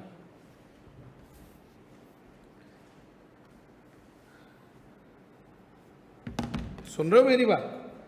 तो ये ग्रोथ एनालिसिस है। अगली वाली स्क्रीन आपकी इसी के अंदर है, ये आप देखेंगे घर में, इंजेक्शन और लीकेजेस का मॉडल पूरा है। ये इक्विलिब्रियम का सिनेरियो है, ये डिसइक्विलिब्रियम के सिनेरियोज हैं। अब ये वेरिएबल है, आई क्या है पता ही है? इन्वेस्टमेंट, सुन रहे हो? उसके बाद क्या है? जी गवर्नमेंट एक्सपेंडिचर, एक्स एक्सपोर्ट बराबर हैं किसके? एस सेविंग, टी टैक्स, और इंपोर्ट के लिए एम आता है। क्यों सर एम क्यों आता है? आई से इंपोर्ट होता है ना, वो भाई आई इन्वेस्टमेंट को दे दिया ना हमने, तो अब टी टैक्स हो गया, इंपोर्ट के लिए एम आ गया। ये हो गई लीकेजेस, ये हो गए इंजेक्शंस, ये हो गया इक्वल टू का साइन। उसके नीचे वाले केस में क्या दिया भाई? उसमें ये इंजेक्शंस ग्रेटर देन हो जाएंगे किससे? लीकेजेस के। उससे नीचे वाले केस में ये लेस देन हो जाएगा। ठीक है ना? तो ये वाला सीन लिखा हुआ है, इसकी ये सारी चीज़ें इसके अंदर। इसको ग्रोथ एनालिसिस कहते हैं। ये आगे आपने पढ़ना है डिटेल। हाँ, एक्स एक्सपोर्ट है, एक्स का वेरिएबल एक्सपोर्ट के लिए। हाँ मल्टी, हाँ वो वैल्यू आपस में ऐड हो जाएगी, मल्टीप्लाई नहीं, ऐड होगी ना। टोटल इंजेक्शन निकालना है तो कैसे निकालोगे? आई को ए प्लस करोगे जी में, जी को प्लस करोगे एक्स में, तो क्या निकल कर आएगा? टोटल इंजेक्शंस आ जाएंगे। लीकेजेस निकालने के लिए क्या करोगे? सेविंग को प्लस करोगे टैक्स में, टैक्स को प्लस करोगे इंपोर्ट में, तो टोटल लीकेज आ जाएगा। मल्टीप्लाई क्यों होगा? प्लस होगा ना। ठीक हो गया? कोई मुश्किल? अब आगे बढ़ेंगे। ये 4 सेक्टर डायग्राम है, ठीक है। ये वाली डायग्राम अगली क्लास में सबके रजिस्टर में बनी हुई हो। कौन सी वाली? ये वाली, ठीक है। आप बिल्कुल भेजेंगे, कोई ग्रुप बना लें आप, मैं अभी भेज दूंगा। अपने बच्चों का ग्रुप बना लें, और जो ऑनलाइन बच्चे हैं ना, जो ऑनलाइन स्टूडेंट्स हैं, वो अपना कोई एक नंबर बता दो अपना। कौन बना रहा है ग्रुप? बोलो, नाम बोलो अपना। अनस, नंबर बोलो अपना। 031338400180। अनस, आप रजिस्टर्ड हैं? फी भी पे हो गई ना? जैसे अनरजिस्टर्ड बच्चे भी बैठते हैं कभी कभी क्लास में। ऑल सेट, ऑल क्लियर, ठीक है। कल नहीं थे आप क्लास में? अच्छा, कल ही एडमिशन लिया है। तो आप ये ग्रुप बना लेंगे अनस, आप उसमें ऐड हो जाएंगे। जैसे ही आप ग्रुप बना लें मुझे भी भेज दिएगा, मैं अपना नंबर आपको बता दूंगा अनस, ठीक है। तो फिर मैं उस पर डॉक्यूमेंट भेज दूंगा, आप काम की चीज़ें उससे लिखना शुरू करेंगे। तो जो ऑनलाइन वाले हैं उसके लिए, उनके लिए मैंने अनस का नंबर लिख लिया है। अनस ग्रुप बना लेंगे, ठीक है। आप अनस को टेक्स्ट कर देंगे अपने नाम और नंबर के साथ, उसमें मुझे ऐड कर दिएगा और दिनेश को ऐड कर दिएगा, ताकि हम वेरीफाई कर सकें चीज़ें। और कोई फजूल discussion I don't need to be require, ठीक है। मुझे भी एडमिन बना देना, हाँ, तो मुझे और अपने आप को एडमिन बना देना और वी कैन ऐड, ठीक है। तो ये बात भाई हो गई यहाँ पे। लड़कियाँ अगर चाहती हैं नहीं सर हम अपना बनाएंगे, तो ऐसा भी हो सकता है, लड़कियाँ अपना ग्रुप बना के मुझे ऐड कर लें। अगर चाहती हैं नहीं दे दे नंबर, तो आपकी मर्ज़ी है, इसमें कोई वो नहीं है, मतलब कि यही ग्रुप बनेगा। लड़कों का एक बन जाए, लड़कियों का अलग बन जाए, तो हम 2 चला लेंगे, ये आपकी मर्ज़ी है। अच्छा जी, आगे बढ़े। अब यहाँ से आगे बढ़ने के बाद जो है ना, मैं और आप मज़ीद डिस्कशन को लेकर आगे चलें। तो मैं और आप यहाँ पे 4 सेक्टर डायग्राम को देखते हैं। अब देखिए 4 सेक्टर डायग्राम के अंदर अगर मैं बात करूँ ना, वैसे ये बुक में नहीं है अब, लेकिन मैं जल्दी से एक बात बता के ख़त्म करूँगा इसको। देखो, पहले तो 2 इकनॉमिक एजेंट हैं। कौन 2 इकनॉमिक एजेंट हैं? नंबर 1 पे कौन आ गया भाई साहब? हाउस होल्ड आ गया। और नंबर 2 पे क्या आ गई? फर्म आ गई। अब सुनना, ये जो मैं अब लाइन बना रहा हूँ ना, इस लाइन के नीचे का जितना एरिया है ये सारा 2 सेक्टर है। ये 2 सेक्टर है, ये 2 सेक्टर मॉडल है। बस इस सेक्टर के अंदर एक नई चीज़ क्या आई है पता? ये आया है बल्कि ये वाला 2 नहीं लिखता हूँ, कंफ्यूज करेगा। ये है ये 2 सेक्टर, ये हो गया 2 सेक्टर डायग्राम। अब ये 2 सेक्टर में ये 2B है, ये मैं इसको लिखूँ 2A और इसको लिख दिया सर ने 2B। अब ये 2B क्या चीज़ है सर? आपने जो अभी 2 सेक्टर डायग्राम पढ़ाई उसमें तो ये फाइनेंशियल इंस्टीट्यूशन नहीं थे। देखो, जब सिस्टम एक्सपेंड करा ना, एक्सपेंड हुआ सिस्टम, तो फिर क्या हुआ, एक गैप क्रिएट हो गया कि लोगों की इकोनॉमिक नीड्स को पूरा करने के लिए या लोगों की इकोनॉमिक एक्टिविटी को कंपनसेट करने के लिए जब एक्टिविटी एक्सपेंड होने लगी, एक्सपेंशन आई सिस्टम के अंदर, ग्रोथ बढ़ने लगी, तो फिर फर्म्स और हाउस होल्ड लिमिट हो गए अपने रिसोर्सेज को लेकर। जैसे अब मुझे गाड़ी लेनी है, लेट्स टेक एन एग्जांपल। गाड़ी कौन सी लेनी है सर आपको? मैंने कहा जी मुझे लेनी है, let's take an example 7 Honda. कितनी की गाड़ी है भाई? भाई गाड़ी तो 90 लाख रुपए की है, मेरे पास तो 40 लाख है। अभी मुमकिन है भाई 40 लाख रुपए से 90 लाख की गाड़ी लेना? यूज़ ले लो। मैंने नहीं लेनी तो नहीं है यार, यूज़ नहीं ले रहा, बड़े मसाइल होते हैं। तो सर कैसे आएगी? कोई ऐसा इंस्टीट्यूशन है जो मेरी हेल्प कर सकता है? Yes sir, bank. वहाँ जाके मैं अपनी गाड़ी कराऊंगा फाइनेंस। इसी तरह बिजनेस है, बड़े बड़े बिजनेसेस हैं, एक्सपेंशन इतनी ज़्यादा हो गई बिजनेस के अंदर, इतनी बड़ी मैसिव इकोनॉमिक एक्टिविटी में इन्वॉल्व हैं, अरबों डॉलर की इन्वेस्टमेंट्स कर दी है कंपनीज ने। उनको फंड चाहिए, कंपनी के पास 24 घंटे फंड छोड़ना पड़ा होता। मैं एक मिसाल देके समझाऊँ आपको। तुम ज़रा मार्केट में जाते हो ना, घूमते हो, देखते हो, पेप्सी का नाम सुना है आपने? पेप्सी कोला पाकिस्तान, कितने रुपए का सामान उनका मार्केट में पड़ा होगा? कितने रुपए अंदाजा लगा? अरबों रुपए का मार्केट में इन्वेस्टमेंट है, सिर्फ सामान पड़ा हुआ है। और मिलेंगे नहीं अभी पैसे, सामान बिकेगा, कंज्यूमर खरीदेगा, तो वो पैसा रिटर्न रिवर्स चलती है। फिर भाई पेप्सी ने कोल्ड ड्रिंक बनाई, होलसेलर को बेची, होलसेलर ने रिटेलर को बेची, रिटेलर ने दुकान पे लगा दी। अब कंज्यूमर खरीदेगा, तो कंज्यूमर से रिटेलर, रिटेलर से होलसेलर, होलसेलर से डिस्ट्रीब्यूटर, फिर जाएगा पैसा पेप्सी के पास। इट विल टेक टाइम यार। बीच में क्या करूं मैं, फैक्ट्री बंद करके छम खेलूं, नई प्रोडक्शन नहीं करूं? It will take time. How it will be possible to make it cash in cash में ऑल ऑफ द मनी? कभी घुस के देखो इम्तियाज सुपर स्टोर में, साला कंपनी का करोड़ों अरबों रुपए का सामान फंसा पड़ा है यार। तो पैसे थोड़ा होते कंपनी के पास, कंपनी ने तो डाल दिए प्रोडक्शन में, माल आगे बढ़ा दिया, बिकेगा, महीनों में रिकवरी होती है फिर। तो बीच में मैं क्या करूं, नई प्रोडक्शन कहां से प्लान करूं? कोई है ऐसा इंस्टीट्यूट जो मुझे फाइनेंस करेगा? हाँ, बैंक। तो इन्हीं फर्म्स ने, ये जो फर्म्स है ना, इन्हीं में से इदारे निकले और बैंक बने। बैंक का काम क्या है? जिनके पास सरप्लस मनी है उनसे ले लो, जिनके पास डेफिशिएंसी है उनको दे दो एक्स्ट्रा पैसा। अबे डिपॉजिट करते बैंक में क्यों, रिटर्न के लिए करते हैं ना पेंडू। अबे बैंक को वैसे नहीं दे दे, इन्वेस्टमेंट करेंगे, इंटरेस्ट के लिए करेंगे, नहीं तो सेफ कि भाई घर में अब जैसे तुम कल को चार्टर अकाउंटेंट बन गए, तुम्हारी हादसा होता है जिंदगी में, हो सकते हैं ऐसे हादसे और मौजात होते हैं। अब तुम चार्टर अकाउंटेंट बन गए, ठीक है, अब तुम्हारी इनकम है 10 लाख रुपए, तुमने बोला यार मैं तो हर महीने 10 लाख कमाता हूँ, एक साल में तो मेरे पास कितने पैसे हो जाएंगे, 1 करोड़ 20 लाख रुपए हो जाएंगे। मैं खर्च करता हूँ, बहुत ज़्यादा करूँगा, 5-6 लाख रुपए कर दूंगा, हर महीने 4 लाख रुपए बचा रहा हूँ, तो भाई ये तो अच्छे खासे पैसे बन जाएंगे। 48-50 लाख रुपए में मैं साल के बचा लूँगा, मैं घर में रखूँगा यार, तो चोरी हो सकते हैं। तो सबसे अच्छी जगह कौन सी है? यही मैं समझा रहा हूँ। So those who have a surplus money they can deposit with the bank, and those who have a deficiency, जिनको पैसे की कमी है, जैसे मुझे गाड़ी लेनी थी, वो कहाँ जाएंगे? किसी को पैसा चाहिए बिजनेस के लिए, कहाँ जाएगा? बैंक जाएगा। तो बैंक के फिर आ गए, ये 2 सेक्टर मॉडल को एक्सपेंशन दे दी हमने थोड़ी। तो बैंक का काम क्या है? Receiving deposit, advancing loan. जिनके पास सरप्लस मनी है उनसे ले लो, और जिनके पास पैसा कम है उन्हें दे दो, ये बैंक कर रहे हैं। ये तो 2 सेक्टर हो गया। अब 2 सेक्टर से ऊपर गुजरे तो तीसरा गवर्नमेंट आ गया। गवर्नमेंट हाउस होल्ड से भी टैक्स लेगा, बिजनेस से भी टैक्स लेगा, और उनको डिफरेंट तरह की सर्विसेज प्रोवाइड करेगा। मेरे लिए क्या कर रही है गवर्नमेंट? अबे रोड बना रही है, इंफ्रास्ट्रक्चर दे रही है, सिक्योरिटी का निजाम है। आपको क्या लगता है इतना आसान है मुल्क चलाना? 25-26 करोड़ लोगों की आबादी है यार, टेररिस्ट हैं, चोर हैं, डाकू हैं, क्या लगता है आपको पुलिस कुछ भी नहीं कर रही?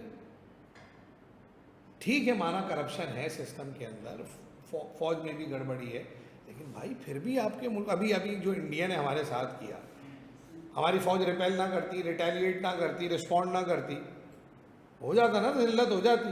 आज जो हम चौड़े हैं, भरम कर रहे हैं फेसबुक पे, ट्विटर पे, एक्स पे, जो हम भरम दिखा रहे हैं पाकिस्तानी, किस बात की दिखा रहे हो भाई? तुमने क्या किया है इसमें? खाली टैक्स दिया है सर हमने, असल तो हमारी फौज ने काम किया। जो भी जैसे भी हुआ है ठीक है, फौज में कुछ मसाइल हैं, लेकिन बहरहाल फौज हमारे लिए ये तो कर रही है, नहीं तो हम जलील होते।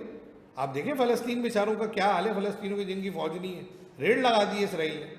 और ईरान ने क्या किया? फौज थी ना, रिस्पॉन्ड किया, तो वो ठंडे पड़ गए कि नहीं यार ये तो साले मार रहे हैं, हमें भी मिसाइल मार रहे हैं, हम 10 मार रहे हैं तो ये 2 मार रहे हैं, लेकिन हम पे लोग मार रहे हैं। भाई रोको इसको, ख़त्म करते हैं 4-5 दिन। और फ़लस्तीन वालों के साथ क्या हो रहा है देखो, बेचारों के साथ। तो आप, इंडिया आपसे बहुत बड़ा मुल्क है भाई, उनके 5 जहाज गिरे कोई मसला नहीं उनके लिए, हमारे 5 गिर जाते हैं, हमारी ऐसी तैसी गिर जाती। तो अल्लाह ने हमारी इज्जत रखी, कुछ टेक्नोलॉजी चाइना की सपोर्ट हो गई, कुछ हमारे जो पायलट्स हैं उन्होंने कमाल किया तो अल्लाह ने इज्जत रखी। वरना आपको क्या लगता है इंडिया के पास जहाज़ कम है? इंडिया में टेक्नोलॉजी हमसे बुरी है? ये तो लक था हमारे साथ था, पिछली बार वो इमरान खान वाले टाइम में भी हम लकी रहे, इस दफ़ा भी रहे, तो फायदे में रहे। तो इंडिया की जितनी आर्मी है जितनी, उतनी तो हमारे लोग नहीं है बड़ा मुल्क है भाई वो हमसे। तो ये तो भाई हमारी फौज पे खर्चा हो रहा है, ये भाई गवर्नमेंट हमें दे रही। फिर मैं भी सुबह घर से निकला, गाड़ी में यहाँ तक आया, किसने बनाया रोड्स यार? फिर टूटे हुए हैं, जैसे भी हैं, थोड़े हैं, कम हैं, गवर्नमेंट दे रही है। तो ये सारा कुछ है, ये गवर्नमेंट एक्सपेंडिचर है फिर चौथा इकोनॉमिक एजेंट आया फॉरेन सेक्टर, जिसके 2 काम है, या तो इंपोर्ट या एक्सपोर्ट। अब वो हाउस होल्ड के लिए भी कर रहा है और फर्म के लिए भी। तो ये पूरा 4 सेक्टर डायग्राम है बस इससे ज़्यादा नहीं करेंगे इसको डिस्कस। अब जितने इकोनॉमिक एजेंट हैं, मुझ समेत, आप समेत, ये इदारा, ये मुल्क, ये लोग, ये गवर्नमेंट, ये सब, बताओ हम सब की इकोनॉमिक लाइफ ना जुड़ी हुई है इससे। किससे जुड़ी हुई है? मैं और आप ना एक इंच आगे नहीं बढ़ सकते रिसोर्सेज के बगैर, एक इंच आगे नहीं बढ़ सकते। मेरी और आपकी इकोनॉमिक लाइफ पूरी तरह डिपेंडेंट है रिसोर्स पे। सर रिसोर्स होता है क्या है? अब सुन लो, हर वो चीज़ रिसोर्स है, क्या बोला सर ने? हर वो चीज़ रिसोर्स है which are expected to provide future economic benefit, जो आपको आने वाले कल में फ़ायदा पहुंचाए। आंखें बंद करें, आंखें बंद करो। अबे बंद करो, कुछ नहीं करूँगा भाई, बंद तो करो और सोचो तुम्हारे घर में क्या कुछ है, तुम्हारी फैमिली, तुम्हारे अम्मी अब्बू के पास तुम्हारे घर में क्या कुछ है जिसे तुम और तुम्हारी फैमिली इस्तेमाल करते हो और उससे फ़ायदा उठाते हो। बताओ अब, बोलो। गोल्ड। बेटा मैं टैक्स में हूँ। अबे तो उससे क्या हो गया, अभी नोटिस आएगा। गोल्ड गोल्ड, और बोलो और बोलो क्या है? हाँ क्या चाहिए तुझे, क्या है? अच्छा हाँ, पानी है, पैसा है, चलो और बोलो। सर ग्रॉसरी का सामान है, हमारे घर का फर्नीचर है, इक्विपमेंट है, मशीनरी है, अब्बा की गाड़ी है, बाइक है, हमारे घर के अंदर कैश पड़ा हुआ है सर, हमारे अपने कपड़े हैं, ड्रेसिंग टेबल के ऊपर सामान लगा हुआ है, हमारी प्लेट्स हैं, सब कुछ है ना यार, है ना? ये सब हमारे रिसोर्स हैं जिसे मैं और मेरी फैमिली, आप और आपकी फैमिली मिलकर इस्तेमाल करते हैं और उससे इकोनॉमिक बेनिफिट जनरेट करते हैं, है ना? आज घर पे जाना, क्या नाम है तुम्हारा? क्या? नूर, NOOR। अच्छा, तो आज घर पे जाना और अपना वाईफाई का जो पासवर्ड है ना, घर के बाहर दीवार पे बड़ा बड़ा लिख के लगा देना। लिखोगे? सर क्या हो गया, क्यों, हम क्यों लिखें, हमारा पासवर्ड है सर, क्यों आप करेंगे, क्यों नहीं लिखेंगे? सर क्यों लिखेंगे, हमारा है। कोई मांगे दोस्त वोस्त, पड़ोसी वड़ोसी, कभी मजबूरी में तो चलो दे देंगे। कोई रिश्तेदार आया घर में कि ला बेटा ज़रा इसमें वाईफाई कनेक्ट करो, तो कर देंगे, जाते ही पासवर्ड बदल देंगे उसके, ऐसे ही है ना? तो भाई हम क्यों दे दें अपने इंटरनेट का पासवर्ड आपको? क्या नाम है बाजी आपका? Bano? What's your name? What's your name? हाँ आयशा। अभी आयशा खाला अच्छी लगती है फप्पो? खाला अच्छी लगती है फप्पो? ये देखिए यार कैसे यार, तुम अगर फप्पो बन गई फिर क्या होगा? उससे बेहतर हो रही। चलो अल्लाह आपको अच्छी पप्पो बनाए। तो अब खाला आ गई घर पे, अच्छी भी लगती हैं आयशा को। आयशा ने बोला आप आए खाला, एकदम अचानक, हाँ अभी मैं आ गई तुम लोगों से मिलने। ड्राइंग रूम में बिठाया, AC चलाया, पानी लेकर आई।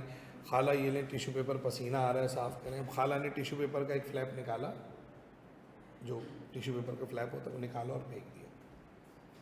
एक फ्लैप फिर निकाला, फेंक दिया, ऐसे नीचे ड्रॉप कर दिया कारपेट के ऊपर या जो फ्लोर है उस पर। फिर तीसरा निकाला, फेंक दिया, फिर चौथा निकाला, फेंक दिया। आयशा भागी बाहर अम्मी के पास, अम्मी खाला आई हैं। खाला आई हैं, पता नहीं क्या हो गया उनको। अम्मी ने बोला क्या हुआ, पानी वानी पिलाओ, बिठाओ, मैं आ रही हूँ बस किचन समेट के, बैठो। बोले नहीं मैंने उनको पानी भी दिया, टिश्यू पेपर का बॉक्स दिया कि खाला फेस साफ करें, तो वो एक एक टिश्यू पेपर फेंके जा रही है। बोली पागल नहीं, आयशा उल्टी सीधी बातें नहीं करो, पागल हो गई हो, कैसी बात कर रही है?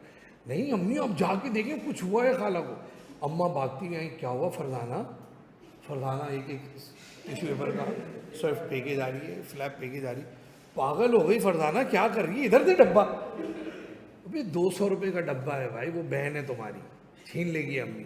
क्यों छीन रही है भाई? रिसोर्स भाई इस्तेमाल कर लो थोड़ा, एक दो टिश्यू पेपर। कोई मेहमान आया बार बार आपके टिश्यू पेपर से निकाले और मुंह साफ करता है, थोड़ी देर में आप बोलोगे भाई ये डब्बा इधर से, आपको चाहिए आप ले लें, आप ले लें। नहीं इधर से हटा, उधर रख दे तो गिर जाएगा आपके हाथ से। क्यों बुरा लग रहा है भाई? टिश्यू पेपर की औकात है कोई रिश्तेदारी के बीच में, लेकिन आपको फिर बुरा लगता है। क्यों बुरा लगता है? क्योंकि वो आपका पर्सनल रिसोर्स है, जो दैट इज कॉल्ड रिसोर्स।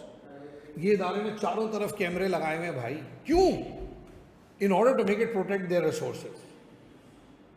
ये बिजनेस का रिसोर्स है, वो जो आपके घर में वो आपका पर्सनल रिसोर्स है। नूर भाई के अब्बा की गाड़ी खड़ी हुई है बाहर, एक नौजवान आके गाड़ी के बोनट पे बैठ गया और उछलना शुरू हो जाए, क्या बोलेगा नूर? हंसेगा? हंसेगा? क्या बोलेगा? हाँ गुड, और जोर से, शाबाश जवान, ये बोलेगा? बोले अबे ओ क्या हो गया भाई, पागल हो, क्या कर रहे हो ये? वो बोलेगा भाई क्या हुआ, बैठा हूँ गाड़ी को। अबे बोल रहा है उतर नीचे, हमारी गाड़ी है, खराब कर रहा है पागल आदमी, गाड़ी में बैठ गया नालायक, उतरो नीचे, नहीं तो मैं आ रहा हूँ नीचे अभी। ऐसे ही बोलेंगे ना यार, आप बोलेंगे तमीज़ से बोलेंगे यार भाई उतर जाओ, क्या कर रहे हो, ये खराब कर रहे हो गाड़ी यार आप। और वो करेगा तो फिर आप नीचे उतर के उसको हटाएंगे ज़बरदस्ती, नहीं तो लड़ेंगे आप उससे, क्योंकि वो आपका रिसोर्स है। सो ये है रिसोर्स। हर वो मटीरियल और नॉन मटीरियल थिंग, चाहे वो गुड्स हो या सर्विस हो, which are expected to provide economic benefit, that is called resource.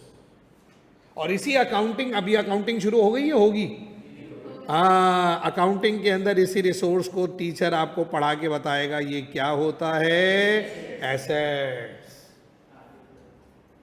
यही तो है वो रिसोर्स। बिजनेस में आ जाएं तो बिजनेस उसे क्या कहता है, एसेट। और आम आदमी की जिंदगी में है तो वो क्या है, रिसोर्स। बस अल्फाज का हेर फेर है, बच्चा कॉन्सेप्ट एक ही है। तो रिसोर्स क्या है देखना, resource are all material and non material thing. Material मतलब टेंजिबल, नजर आने वाला, नॉन मटीरियल मतलब सर्विसेज, इनटेंजिबल, जैसे इंटरनेट है ना, ये सारी। So all material and non material thing that we use for the direct satisfaction of our unlimited want are known as resource. जो हमारी जरूरतों को पूरा करे, चाहे वो मटीरियल हो या नॉन मटीरियल, ये सारी ऐसी चीजें क्या है, हमारा रिसोर्स है। क्लियर? रिसोर्स दो तरह के हैं, एक नेचुरल रिसोर्स, दूसरा मैन मेड रिसोर्स, यानी कि इकोनॉमिक गुड्स। इस क्लास में मेरे और आपके अलावा जितनी चीजें हैं वो सारी क्या है, मैन मेड। ये बिल्डिंग, ये फर्नीचर, ये फिक्सचर, ये मशीनरी, ये इक्विपमेंट, ये सब क्या है, ये मैन मेड रिसोर्स है। और एक लाइट ये है ना जो यहां नजर आ रही है, और देखो जरा पीछे देखना तो शीशे से भी एक लाइट आ रही है, वो कौन सी लाइट है, हाँ। सो हर वो चीज जो नेचर ने मुझे और आपको दी, that what it is called natural resource. और जो कुछ इंसान बना रहा है, that what it is called man made resource. So अब नीचे आ गया ये कंपैरेटिव एनालिसिस, इसमें से कई सारे कॉन्सेप्ट क्लियर होंगे। सर नेचुरल रिसोर्स क्या है? Natural resource are the free gift of nature. क्या बोला भाई? Gift of nature, free gift of nature जो नेचर ने मुझे और आपको दिया। फिर these goods are produce without using scarce resources. तो जितने फ्री गुड्स हैं ये खुद ब खुद बन रहे हैं भाई, खुद ब खुद बन रहे हैं। कोई फैक्ट्री है कोई जो ऊपर रोशनी सूरज की आ रही है, भाई वो नेचुरल है। ऑक्सीजन बनाने की कोई फैक्ट्री है? कार्बन डाइऑक्साइड एब्जॉर्ब कर रहे हैं प्लांट्स हैं, अल्लाह ने निज़ाम बनाया, कुदरत ने निज़ाम बनाया और ऑक्सीजन को रिलीज कर रहे हैं सर। नेचुरल प्रोसेस है, nobody can make it evolve this. किसी प्लांट को आप सिखाते हैं कि भाई तुमने ऑक्सीजन रिलीज कर रहा है और कार्बन डाइऑक्साइड एब्जॉर्ब करना है? ये सिस्टम है, ज़मीन में ग्रेविटी है, रिसोर्सेज हैं, नेचर ने दिए मुझे और आपको। सो इन्हें प्रोड्यूस करना नहीं पड़ता, ये खुद प्रोड्यूस होते हैं। ऑयल, कोल, गैस, यूरेनियम, कॉपर, गोल्ड, ये ज़मीन में है।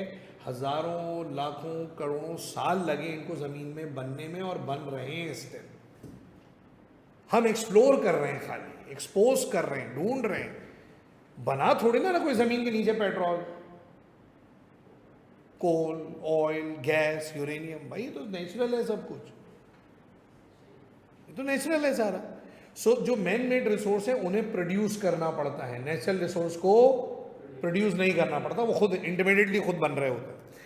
सो that's why we don't have to pay. हम क्या नहीं पे करते? Price and opportunity cost. बताओ किसी भी नेचुरल रिसोर्स की प्राइस है? सनलाइट, हीट, टेम्परेचर, एयर, कोई प्राइस है इसकी? कोई कीमत है? ऑक्सीजन जो मैं और आप इनहेल एक्सहेल कर रहे हैं, अमीर के लिए भी है बॉस, गरीब के लिए भी। अभी दो लोगों को बाहर खड़ा करें, एक बहुत अमीर एक बहुत गरीब, दोनों पे हम मौसम का असर, धूप का असर, लाइट का असर, ऑक्सीजन, टेम्परेचर का एक जैसा होगा भाई। मेरी और आपकी इकोनॉमिक लाइफ में जो डिफरेंस है ना, वो किसकी वजह से? नेचुरल रिसोर्स की वजह से, मैन मेड रिसोर्स की वजह से। धूप गर्मी, अब गरीब भी खड़ा हुआ, अमीर भी खड़ा। अमीर बोलेगा मैं पागल थोड़ी ना हूँ भाई, मैं अपनी गाड़ी में बैठ जाऊंगा एसी चला के यार। गरीब आदमी के पास ये ऑप्शन। तो मेरी और आपकी इकोनॉमिक लाइफ में जो डिफरेंस है, it is only because of the, बोलो भाई, it is only because of man made resource. समझ रहे? सो नेचुरल रिसोर्स की कोई प्राइस नहीं और इसकी कोई अपॉर्चुनिटी कॉस्ट भी नहीं। अपॉर्चुनिटी कॉस्ट क्या होती है? Opportunity cost is the cost of one economic decision in term of the next best alternative for gone. मुश्किल सी बात है ना? क्या होती है अपॉर्चुनिटी कॉस्ट? आसान लफ्ज़ों में समझाऊं कि जब मैं और आप as a household, as an individual कोई भी एक इकोनॉमिक डिसीजन लेते हैं ना, तो उसके पीछे कोई ना कोई सेक्रीफाइसिंग कॉस्ट होती है। अब समझना, ये जो तुम यहाँ तक पहुँचे हो, आज जो पढ़ाई करते करते आगे तक पहुँचे हो, कितने पैसे अंदाजन लगे होंगे तुम्हारे अम्मा अब्बा के यहाँ तक पहुँचाने में? 10-15 लाख, ज़्यादा। अब वो डिपेंड करता है आपका स्कूल का फ़ी क्या था, आप कैसा लाइफ स्टाइल गुजारते हैं। एटलीस्ट बाई साइड अब तक 10-15-20 लाख रुपए लग गए होंगे। बताओ, क्या इन पैसों से कोई दूसरा काम किया जा सकता था? बिल्कुल। अम्मा अब्बा बोलते अबे वो गधे, क्या करना तुझे पढ़ के बेटा, छोड़ पढ़ाई वढ़ाई, अब हर महीने तेरी फीस पे हम 15-15 हज़ार रुपये खर्च करेंगे, उससे अच्छा मैं तेरी अम्मा को अच्छा सूट दिलाऊंगा कोई हर महीने, खुश भी रहेंगी अम्मा। 15-15 हज़ार रुपये जमा करेंगे, साल के कितने हो जाएंगे? बोलो ना यार, 1,65,000 रुपये, 1,80,000 रुपये, 15,000 रुपये जमा करेंगे, 1.5 लाख रुपये हो गए, 30,000, 1,80,000 रुपये हो जाएंगे। 10 साल तक जमा करता तो कितने हो जाते? तो कई लाख रुपए हो जाते हैं। तो कोई प्लॉट ले लेते हैं हम हाईवे पे, तेरे ऊपर लगा दी नालायक गधा। अच्छा गधा, व्हेन आई से गधा, it means all of the gender, because गधी बोलते हुए अच्छा नहीं लगता ना, ठीक है? गधा, नालायक, इसके ऊपर लगा दिए पैसे, कपड़े भी दिए, जूते भी दिए, तो खाना भी खिलाया, तो घुमाया फिराया, पढ़ाया लिखाया, सभी सब पे खर्च किया। क्या वो इससे और कोई काम नहीं कर सकते थे? कर सकते थे, बट उन्होंने वो सब कुछ सेक्रीफाइस किया in order to make it achieve this. अब मैंने आपको 10,000 दिए, बोला जा बेटा शॉपिंग कर लो, कज़न की शादी है उसके लिए एक अच्छा सूट ले लो। आपने बोला यार अब्बू 10,000 में तो एक ही आएगा यार अब्बू, वलीमे का और बारात तो 2 इवेंट है, चलो घर के छोटे मोटे फंक्शन में तो मैं पहन लूँगा, 1-2 जोड़े हैं मेरे पास, आप थोड़े बजट बढ़ाएं। अब बोला चलो 20,000 रुपये लो, जाके शॉपिंग कर लो इसमें। अब आप बाज़ार जाएंगे, ऐसे ही है ना, तो आपके पास ऑप्शन अवेलेबल है कि यार एक दिन मैंने वलीमे के लिए कुछ लेना और एक दिन बारात के लिए लेना। अब आप बाजार में घुसे, आपको 20,000 का एक जूता पसंद आया, आपने खरीदा और घर आ गए। क्या किया आपने? ये सर आपने जब 20,000 का जूता लिया ना बॉस, तो आपने बकिया सारी चीज़ों को सैक्रिफाइस कर दिया। That would be the opportunity cost that you have been. अब आपकी ना पैंट आएगी, ना शर्ट आएगी, ना बेल्ट आएगी, ना शलवार कमीज आएगा, ना वेस्ट कोट आएगी, ना कोई और चीज़ आएगी, क्योंकि आपने 20,000 का क्या ले लिया? हाँ, तो जो कुछ छोड़ा ना आपने in order to make it achieve your shoe, that what it is called opportunity cost. The cost of one economic decision क्या था भाई? इकोनॉमिक डिसीजन, मुझे जूते लेने हैं। गधे, तुझे जूते नहीं लेने, तुझे जूते खाने हैं अब घर जाके अब्बा से। समझ रहे हो? तो वो जो इकोनॉमिक डिसीजन आपने लिया ना, वो अपॉर्चुनिटी कॉस्ट नहीं है। जो खोया आपने, जो छोड़ा आपने, वो अपॉर्चुनिटी कॉस्ट है जो आप एक्वायर करेंगे इसके लिए।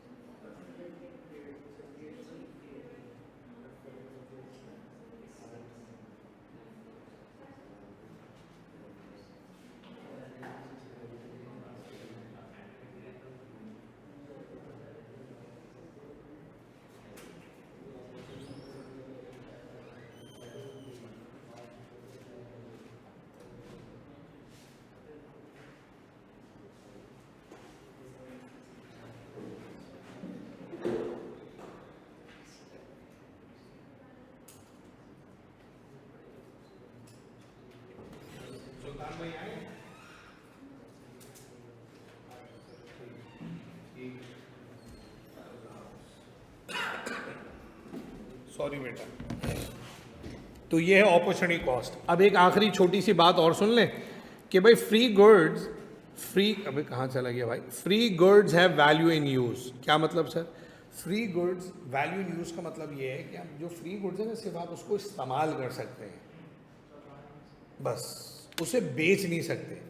जैसे ये मोबाइल फ़ोन है ना, मैं इस्तेमाल भी कर सकता हूँ और इसे दोबारा बेच भी सकता हूँ। तो इसमें दो चीज़ें हैं, वैल्यू इन यूज भी है और वैल्यू इन एक्सचेंज भी है। नहीं समझे भाई? घर है ना, वैल्यू इन यूज भी है, वैल्यू इन एक्सचेंज भी है। अब ये जहाँ पे पहले मालिक मकान रहते थे, जिनका घर था ना वो रहते थे, उनको लगा नहीं यार यहाँ पे तो सब दुकानें, बाजार, मार्केट, ऑफिसेस खुल गए, अब ये रहने वाली जगह नहीं रही यार, हम शिफ्ट हो जाते हैं यार कहीं और। वो अपना कोई दूसरा घर होगा उनके पास, वहाँ शिफ्ट हो गया, किराए पे ले लिया, ये घर उन्होंने किराए पे दे दिया कमर्शियल एक्टिविटी के लिए।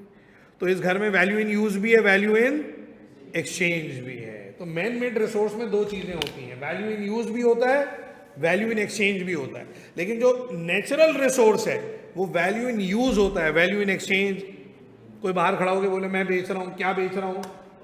हवा। कद्दू, पागल हो गया, हवा बेच रहे हैं।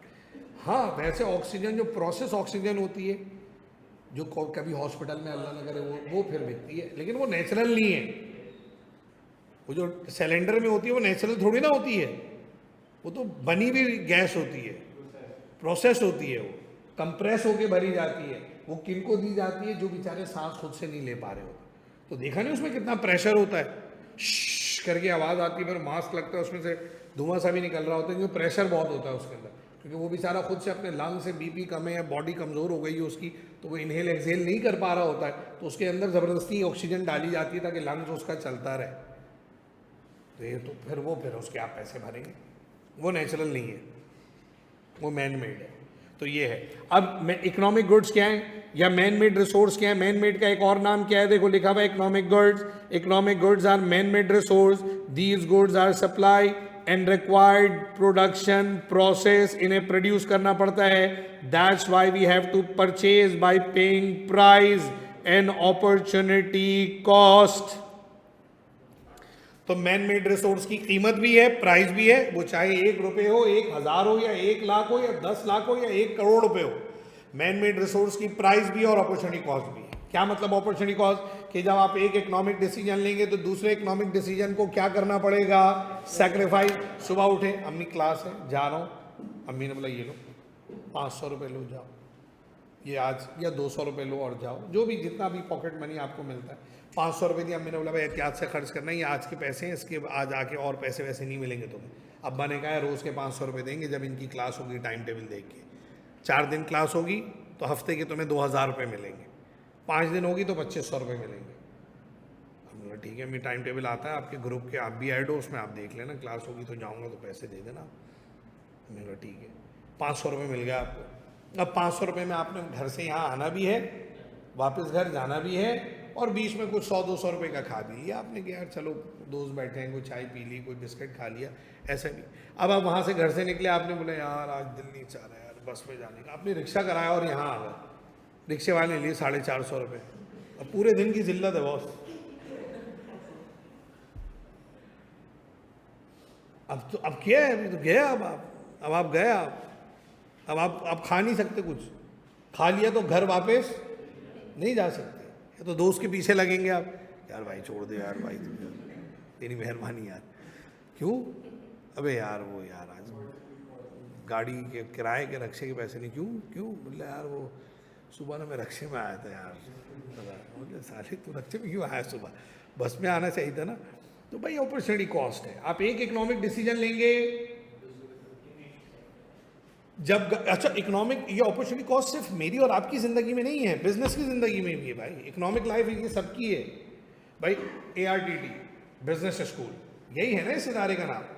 तो अहमद रज़ा मीर जो अपने आप में क्वालिफाइड चार्टर अकाउंटेंट है, वो ये भी तो हो सकता है कि अहमद रज़ा मीर अहमद होता, 7 भाई होते, मैं होता, आकाश होता, हुदैद होता, हम सब मिलके एक ऑडिट फर्म खोल लेते।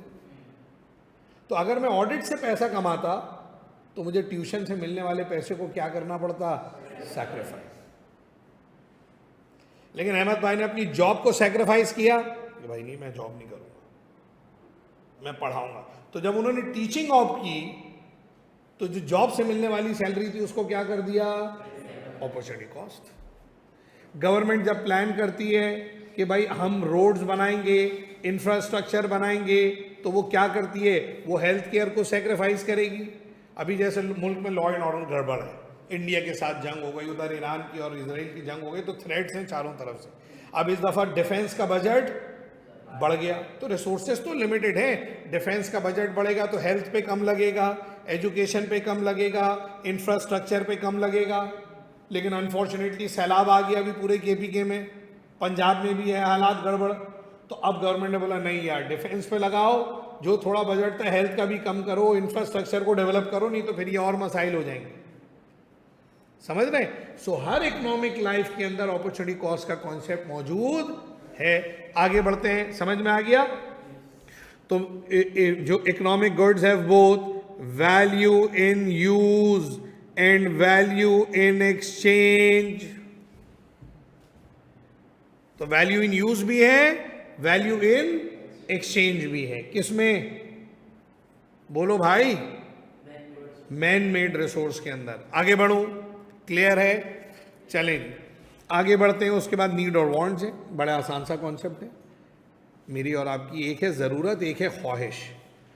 देखो आज जिस एरा में मैं रहते हैं, जैसे वो तो एक बेसिक रिक्वायरमेंट तो है ना, फूड, शेल्टर और क्लोथिंग। ये तो इंसान अशरफुल मखलूक़ात है, चूँकि सुपीरियर बीइंग है ना। तमाम जो दुनिया में चीज़ें मौजूद हैं, लिविंग ऑर्गेनिज्म हैं, उनमें सबसे सुपीरियर स्पीशी कौन है? और ये नेचर ने बनाया है, हम इसमें हमारा कमाल नहीं है। नेचर ने हमें अकल दी, फ़हम दिया, सेंसेस दिए, जिससे हम समझ सकते हैं, सोच सकते हैं, डिसीजन ले सकते हैं, ग्रो कर सकते हैं, डेवलप कर सकते हैं, है ना। और वो इंसान दिखा रहा है वक्त के साथ टेक्नोलॉजी कैसे रिवॉल्व कर गई है, क्या कुछ हो गया है, साइंस किस हद तक आगे चली गई है, क्या कर रही है आपकी और मेरी सोच है। ऐसे ही है ना भाई। तो अल्लाह ने इंसान को अशरफ बनाया है। तो अब एक है मेरी और आपकी ज़रूरत, बेसिक नीड, वो फूड है, शेल्टर है और क्लोथिंग है। लेकिन आज जिस एरा में हम रहते हैं वो बेसिक नीड ये नहीं है। अभी फ़ोन जो है, अब आप बड़े हो गए माशाल्लाह, घर से बाहर निकल रहे, पढ़ने आ रहे। अब मैं आपको बोलूँ फ़ोन जो है ना लग्जरी है, नहीं बॉस, आज के एरा में फ़ोन बच्चों के लिए तो लग्जरी है। जो स्कूल गोइंग किड्स हैं उनके पास तो बिल्कुल नहीं होना चाहिए। अब आप थोड़े बढ़ गए, घर से बाहर निकलने, कोई हालात का मसला है, कोई इशू है, तो आप चलो इन्फॉर्म कर दिया, लेट हो रहे हैं इन्फॉर्म कर दिया, भाई चलो ये समझ में आता है। हालात भी ऐसे आगे पीछे बच्चा ना हो तो फ़ोन से ट्रैक तो हो जाता है, कम से कम कुछ ऐसी टेक्नोलॉजी है कि फ़ोन लोकेट होगा, आइडेंटिफाई कर लेंगे आप। छोटे बच्चे तो ये चलो वैन में आ रहे, वैन में जा रहे, घर की गाड़ी ला रही, तो वो चलो मैनेजेबल। लेकिन आप बड़े हो गए, आपके लिए फ़ोन अब ये लग्जरी नहीं है भाई, ये क्या है, ये नीड है। लेकिन आईफोन 16 प्रो मैक्स यही फ़ोन होना चाहिए, ये लग्जरी है। शू, कपड़े, जूते, बैग, ये क्या है, ये नीड है। रोड्स का होना आज नीड है, समझ रहे? ऐसे ही है ना। एसी, अब सुनना, एसी का भी सीन सुनना। हमारे मुल्क में एसी लग्जरी है, लेकिन सऊदी अरब में नीड है सर। इतनी गर्मी पड़ती है दुबई में और सऊदीया में साली, क्या बगैर में, कतर में, ओमान में, मस्कत में, अभी उम्रे पे गए हम सऊदीया में, भाई गर्मी है यार, टाइट गर्मी, 45-50 तो वहाँ रोज़ होता है, रोज़ है, नॉर्मल टेम्परेचर है। किसी दिन 40 हो तो अच्छा होता है मौसम वहाँ पे भी। मैं निकलता था होटल से हरम जाने के लिए, ऐसी लू लग रही होती थी कि, लेकिन वो हरम में जाते ही वो फिर एसी वेसी इतने ज़बरदस्त चल रहे होते हैं कि आप मैनेजेबल है वो एक अलग सीन है।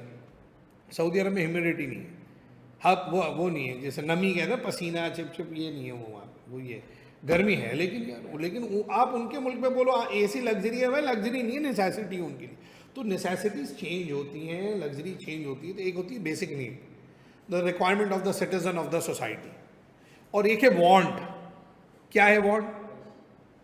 प्रिसाइज नीड, ये लिखा हुआ है ना, the desire of the society, these often describe as a perceived needs, ठीक है, and stipulated in the broader sense of what people in the society wish to have. ख्वाहिश, गाड़ी होना, ट्रांसपोर्ट का होना, ये नीड है। लेकिन गाड़ी महंगी होना, अच्छी होना, लग्जरी होना, भाई इसकी तो कोई लिमिट ही नहीं है। अब गाड़ी आपको 20 लाख में भी मिलेगी, आपको गाड़ी 20 करोड़ में भी मिलेगी भाई, तो उसकी तो कोई बाउंड्री नहीं है। मोबाइल फ़ोन, अब आपने स्पेक्टिकल्स लगाए हैं, ग्लासेस लगाए हैं ना कुछ लोगों ने, अब ये ग्लास आपको 2000 का, 3000 का, 4000 का, 5000 का भी मिलेगा, 5 लाख का भी मिलेगा, 50 लाख का भी मिलेगा, इसकी कोई लिमिट नहीं है। जूते पहने, हम सब ने पहने हैं, 5000, 2000, 4000, 10,000, 15,000 समझ आता है, 20,000, 25,000, जो 50,000 समझ आता है, 50 लाख के जूते भी मिलते हैं भाई, लोग पहनते भी हैं। ख़वातीन बैग्स लेती हैं, ऐसे छोटे हैंड बैग्स होते हैं, 10,000, 5,000, 2,000, 3,000, 15,000, 20,000, 25,000, 50,000, 1 लाख। भाई 50-50 लाख, 8-8 लाख, 20-20 लाख, 30-30 लाख के बैग्स मिलते हैं, लोग लेते हैं। अब ये नीड नहीं है बॉस। आपने घर में अपने पेंटिंग लगा दी, सात कैन की, पेब्लो पिकासो की, वो साली 10 करोड़ की पेंटिंग दीवार पे चिपकाई हुई है, नीड थोड़ी ना है भाई, ये लग्जरी है। शैले आपने लगाया हुआ छत के ऊपर, वो जो फानूस लगता है, अब आप फ्रांस से लेकर आए, जर्मनी से लेकर आए, आपने भाई इटली, कॉफी पीते हैं आप क्या? अबे पानी, हाँ तो ऐसे तो खाना आप खा लें, बेसिक नीड तो यही है, लेकिन लग्जरी की तो कोई बाउंड्री नहीं है, वांट्स की तो कोई लिमिट ही नहीं है। आप पानी पीते हैं, मैं और आप ऐसे ही है ना भाई, अच्छा पानी पियेंगे, साफ पियेंगे, नेस्ले पियेंगे, ग्लाइलिगन पियेंगे और वॉटेवर। लोग भाई फ्रांस से मंगाते हैं, लोगों के घर में, या पाकिस्तान के अंदर ऐसे लोग हैं जिनके घर में नहीं पिया जाता ये पानी, उनके घर में इम्तियाज़ नाहिद बड़े बड़े स्टोर्स में पानी होते हैं जो बाहर मुल्कों में, स्विट्ज़रलैंड का पानी आता है। मैं दुबई में एक अभी गया, तो वो एक स्टोर है बहुत बड़ा वहाँ पे, तो लुलू के नाम से, लुलू फिरोज़ के नाम से लुलू एक स्टोर है, सुपर मार्ट है बहुत बड़ा। तो मैं उसमें ऐसे सेक्शन में घूम रहा था, कुछ शॉपिंग वॉपिंग करनी थी, चीज़ें ले रहा था, वो मैं गया तो वहाँ पे ना पानी रखे हुए, अभी भाई साहब $2800 का पानी, मतलब अभी क्या है भाई इसमें, $2800 को मल्टीप्लाई तो करें अपने मुल्क के हिसाब से, इतना सा बॉटल शीशे का, और उसमें वो कुछ क्रिस्टल अल्कलाइन से कुछ था, मैंने बोला पता नहीं क्या है यार भाई, $2800 में कैलकुलेट करेंगे, इतना महंगा पानी कौन पीता, बिक भी रहा होगा, लेते ही होंगे लोग, जब बन रहा है तो बिक रहा है। एक पानी की कंपनी, उन्होंने अंटार्कटिका में, आर्टिक रीजन के अंदर एक जगह ली हुई है, वहाँ से वो ज़मीन से जो प्योर पानी निकलता है हज़ारों साल मिनरल वाला, वो बेचते हैं लोग, अमीर पीते हैं उसको। अभी समझ में नहीं आएंगी बातें, जब नोट आएंगे ना, जब समझ में आएंगी ये बातें, जब चढ़ती है मस्ती आदमी को। अभी तो अजीब सा लगता है, सर कैसी बात कर रहे हैं यार आप, अजीब सी बात कर रहे हैं भाई, अभी नहीं समझेंगे, जब आपकी जेब में पैसे होंगे जब समझ में आएगी। सो ये है नीड और ये है वांट्स। अब आगे चलिए सर, फंडामेंटल इकोनॉमिक प्रॉब्लम क्या है जिसे हर इकोनॉमिक एजेंट फेस कर रहा है, हर सोसाइटी फेस कर रही है, हर इकोनॉमी फेस कर रही है, वो फंडामेंटल इकोनॉमिक प्रॉब्लम है क्या? बस ये पढ़ाकर आज हम क्लास को रोक रहे हैं। Sir, the allocation of scarce resources to satisfy potentially unlimited wants, लामहदूद ख्वाहिशात को लिमिटेड रिसोर्सेज से पूरा करना, ये सबसे बड़ा इकोनॉमिक इशू है और ये सब फेस कर रहे हैं। क्या है? हमारी वांट्स अनलिमिटेड हैं, हमारे रिसोर्सेज लिमिटेड हैं। सो अनलिमिटेड वांट्स को ऐसे इस्तेमाल करना, सुन रहे हो, सॉरी, लिमिटेड रिसोर्सेज को ऐसे इस्तेमाल करना कि आप अपनी अनलिमिटेड वांट्स को पूरा कर लें, that would be the fundamental economic issue. So wants unlimited है, नोटिस कर रहे हो, अनलिमिटेड वांट्स हैं, रिसोर्सेज क्या हैं? रिसोर्सेज क्या हैं? स्कार्स रिसोर्सेज हैं। स्कार्स का मतलब लिमिटेड, इसका मतलब हो गया लिमिटेड रिसोर्सेज, और दूसरे एंड पे क्या है? Unlimited wants.